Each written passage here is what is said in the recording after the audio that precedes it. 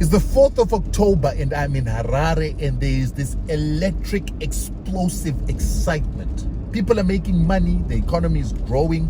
I think Zimbabwe's economy is currently the 6th or 5th fastest growing economy in Africa. And when you get on the planes, people are coming from Asia, China, Europe, the Middle East. White South Africans are here looking for opportunity because Zimbabwe is booming. And it's booming under sanctions. And while all these people are coming, rich African Americans are missing from the equation. Rich Africans missing from the equations. Zimbabweans are even missing from the equation because they bought into this negative propaganda that Zimbabwe is a shithole. But the rest of the world except us knows that Zimbabwe is not a shithole. And I want to tell you Africans that listen here, you need to understand a few facts. The richest black man in SADC, $4 billion worth, is a Zimbabwean. He's richer than Patrice Motsepe in South Africa. And this billionaire made his billions in telecommunications in Zimbabwe, banking in Zimbabwe, technology and money transfers in Zimbabwe from Zimbabweans. You need to also understand that he got so rich and his telecommunications company created another division of his fastest growing businesses, Liquid Telecom in South Africa, that is the biggest fiber company, biggest 5G company in the African continent. That was created by Zimbabwean money. You must also understand that the biggest fuel supplier in Zimbabwe is a black Zimbabwean. He controls the fuel pipeline of Zimbabwe from Beira to Zimbabwe. And with that, he has entirely transformed the fuel sector of Zimbabwe from the fact that the retailers of fuel are now Zimbabwean. Zuva, Mashwede, Trek, and Tuli, and many others that I don't even know.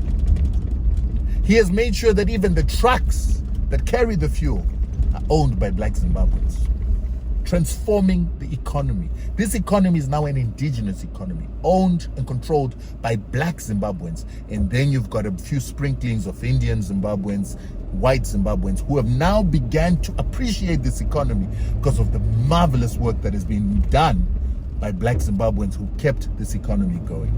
Banking is controlled by black Zimbabweans.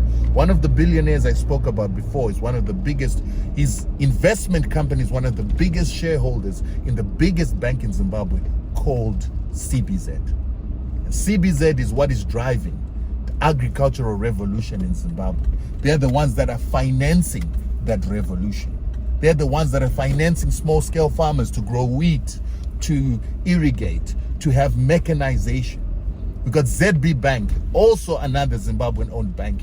Government of Zimbabwe has got shares in that. It's also transforming, allowing black Zimbabweans to start businesses, giving them bonds to buy property. And with that, they're creating a vibrant economy. Bank ABC, another Zimbabwean bank that's going throughout the entire SADC region. This is what's happening in Zimbabwe. It's being transformed. It's an indigenous economy controlled by black people.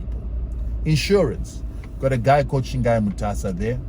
We've got other Zimbabweans. We've got First Mutual Life. All these are local indigenous companies. Insurance being the engine of economy, with banking that are controlled by black Zimbabweans.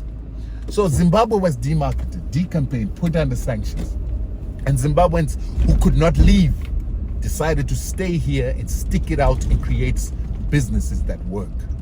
Shingai Mutasa today controls Cresta Group of Hotels, and Cresta Group of Hotels is spread into South Africa, Botswana, Zambia. I think he's probably the only black businessman in the region that owns such a hospitality group.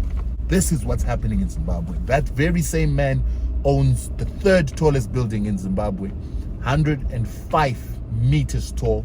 It's got a shopping center. He also owns Sable Chemicals, many other companies. These are indigenous business people, multimillionaires and billionaires who I'm telling you about, that control the Zimbabwean economy because of indigenization, the empowerment of blacks. And the reason why Zimbabwe was decampaigned for so long is that they didn't want you to know about these kind of people.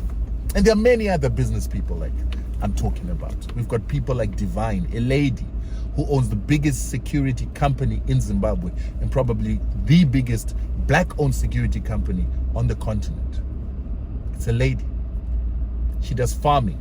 She breeds some of the most pedigree goats, cattle, and sheep that she sells. She's award winning.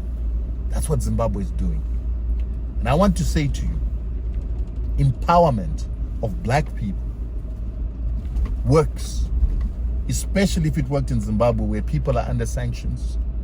Black people who were said to be incompetent became competent. They built banks, insurance companies, food companies.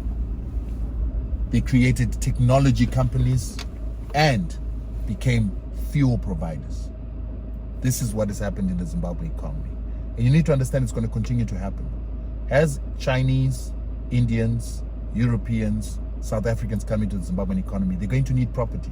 They're going to need to rent. And they're going to rent it from Zimbabweans.